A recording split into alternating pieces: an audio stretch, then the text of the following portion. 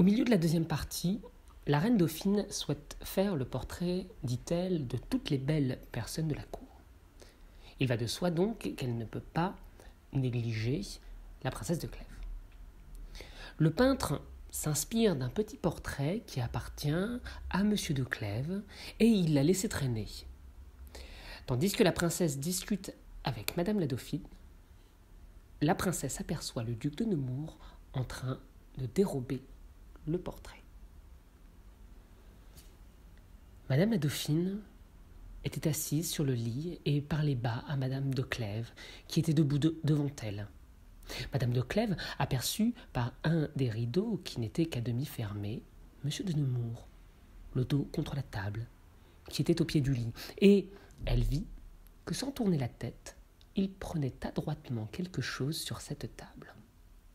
Elle n'eut pas la peine à deviner que c'était son portrait, et elle en fut si troublée que Madame la Dauphine remarqua qu'elle ne l'écoutait pas, et lui demanda tout haut ce qu'elle regardait.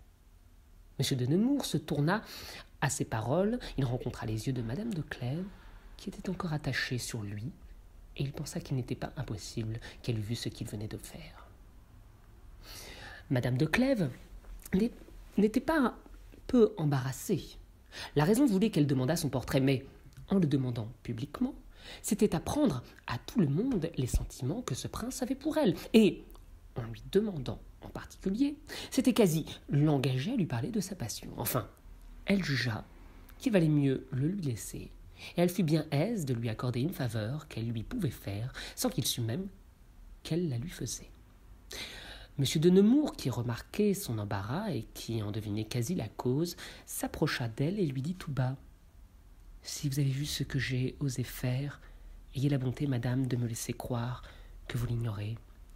Je n'ose vous en demander davantage. » Et il se retira après ces paroles et n'attendit point sa réponse. Madame la Dauphine sortit pour s'aller promener, suivie de toutes les dames, et Monsieur de Nemours alla se renfermer chez lui, ne pouvant soutenir en public la joie d'avoir un portrait de Madame de Clèves.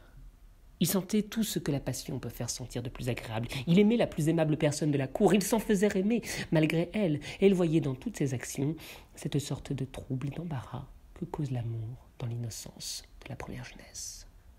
Le soir, on chercha ce portrait avec beaucoup de soin. Comme on trouvait la boîte où il devait être, on ne soupçonna point qu'il eût été dérobé, et l'on crut qu'il était tombé par hasard. Monsieur de Clèves était affligé de cette perte, et après qu'on eut encore cherché inutilement, il dit à sa femme, mais d'une manière qui faisait voir qu'il ne le pensait pas, qu'elle avait sans doute quelque amant caché, à qui elle avait donné ce portrait, ou qu'il avait dérobé, et qu'un amant, ne se serait pas contenté de la peinture sans la boîte. Dans cette scène de vol, ce qui est essentiel de remarquer, c'est que le duc sait qu'il a été vu. Il assume pleinement son acte, ou du moins n'éprouve pas de remords, puisque la princesse est la seule à le savoir. La princesse de Clèves, embarrassée, analyse la situation. On est alors dans le sommet du roman psychologique. Le personnage n'a de cesse de s'interroger sur la bonne attitude à adopter. Si elle lui demande en public ce portrait, elle informe tout le monde de sa passion. Et si elle le demande en particulier, elle confirme au duc sa passion. Toujours est-il qu'elle choisit donc de lui laisser ce présent, en ne disant rien. Et en fait, elle lui fait tout compte fait un cadeau. Elle lui accorde la joie de pouvoir la voir sans cesse, ce qui lui fait aussi plaisir.